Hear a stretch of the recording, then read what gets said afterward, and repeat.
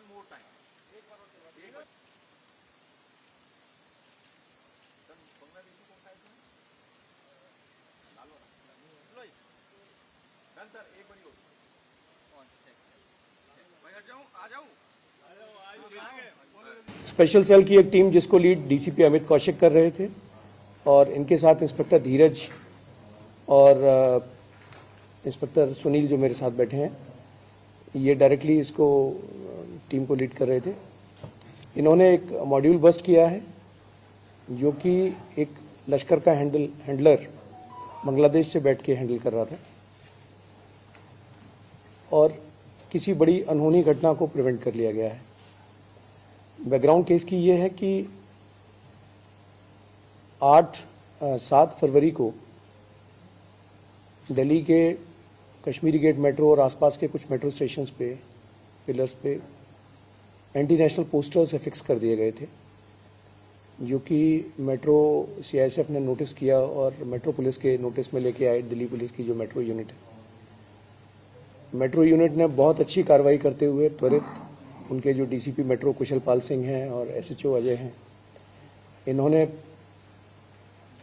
Identify किया कहाँ पे जो लगे थे और उसके बेसिस पे उन्होंने बैक ट्रैक करते हुए ये पता लगा लिया कि इसके परपेरेटर्स किस रूट से आए थे और किस रूट से कलकत्ता चले गए। तो आइडेंटिफिकेशन और परपेरेटर्स जो पहले इनिशियल थे वो मेट्रो पुलिस ने ही कर लिया था। उसके बाद ये केस 13 फेब को स्पेशल सेल को ट्रांसफर हुआ। स्पेशल सेल की टीम ने कलकत्ता में जाके, एक बड़ी टीम गई कलकत्ता में और वहां की लोकल पुलिस की मदद से 2 लोगों को गिरफ्तार किया और ये 2 लोग, इनमें से एक उमर फारूक और इसके साथ एक बांग्लादेशी रॉबिल उल इस्लाम। उमर फारूक और रॉबिल उल इस्लाम। रॉबिल इस्लाम बांग्लादेशी है, कंफर्म्ड है। पहले भी ये 2007 में जब एक बार इंडिया आया था तो पकड़ा गया था और कई साल जेल में रहा। इन दोनों को गिरफ्तार किया है और इनसे कहानी का खुलासा हुआ कि दिल्ली में कई जगह जो एंटी इंडिया पोस्टर्स लगाए गए थे, टेररिस्ट को इगलाइज करते हुए जो पोस्टर्स लगाए थे, वो इन्हीं दोनों ने लगाए थे। बाद में पता चला कि इंट्रोगेशन से और इन्वेस्टिगेशन से पता चला कि इनको डायरेक्शन जो है वो बांग्लादेश में बैठा हुआ एक शब्बीर अहमद लोन दे रहा था। शब्बीर अहमद लोन। शब्बीर अहमद लोन के बारे में आपको बता दूं कि ये 2007 में स्पेशल सेल ने ही इसको अरेस्ट किया था और जब ये अरेस्ट हुआ था तो उसके पास से 2007 में AK-47 ग्रेनेड्स वगैरह मिले थे और ये फिदाइन करने आया था। एक बड़े हाई स्ट्रक्चर के पॉलिटिकल लीडर थे, उनकी किलिंग के लिए आया था ये और ये पकड़ा गया था। और ये पाक ट्रेंड था। ये पाकिस्तान के जो 2 टेररिस्ट कैंप जो चलते थे, जिसमें एक दौराए आम और दौराए खास 2 तरह की ट्रेनिंग होती थी, इनिशियल ट्रेनिंग और एडवांस ट्रेनिंग जो टेररिस्टों को इम्पार्ट की जाती है, ये दोनों ट्रेनिंग करके आया था और बांग्लादेश के रास्ते ही पाकिस्तान गया था ये तब भी। इसको गिरफ्तार किया गया था। ये जेल में रहा, ये 2018-2019 तक कई साल जेल में रहा और उसके बाद में फिर ये बांग्लादेश चला गया, भाग गया बांग्लादेश। ये सजा पूरी करने के बाद छूटा था अपनी 2019 में। हाँ, 2018-19 में छूटा था और छूटने के बाद ये फिर वापस बांग्लादेश भाग गया। रहने वाला ये बडगाम कश्मीर का है, गंदरबल कश्मीर का।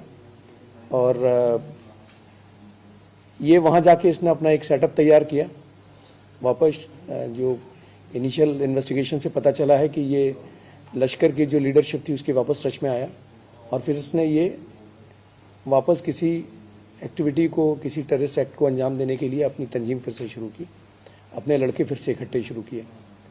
इन्हीं लड़कों से एज ए ड्राई रन इसने कई जगह पोस्टर्स लगवाए। पोस्टर्स इसने दिल्ली में नहीं, कलकत्ता में भी लगवाए। 10 फरवरी को इन्होंने कलकत्ता में कई जगह मेट्रो स्टेशन और कई जगहों पर इन्होंने पोस्टर्स लगाए थे जो कि एंटी इंडिया पोस्टर्स थे।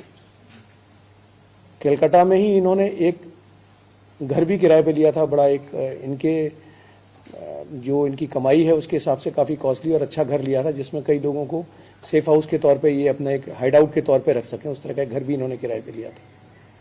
पूछताछ से पता चला कि ये तमिलनाडु से कुछ लोगों को, जो कि बांग्लादेशी नेशनल हैं, तमिलनाडु में थे, उनको ये वापस कलकत्ता लेके जाने वाले थे और उनको रोप इन करने वाले थे किसी टेररिस्ट एक्टिविटी में।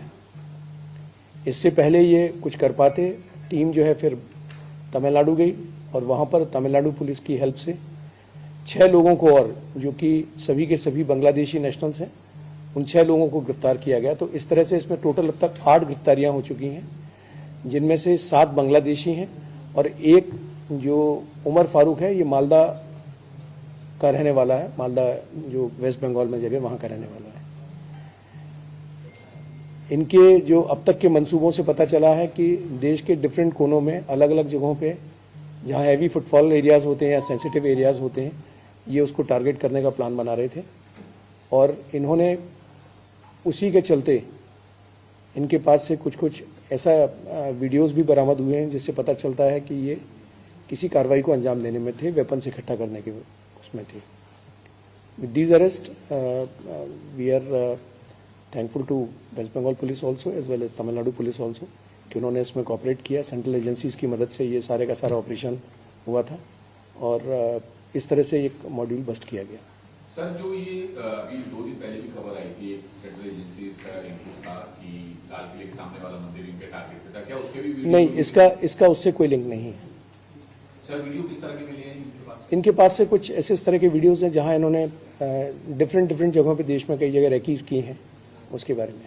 सर, शहर के नाम बता दीजिए। नहीं, ये अभी इन्वेस्टिगेशन की स्टेज है, हम आपसे शेयर नहीं कर पाएंगे। मार्केट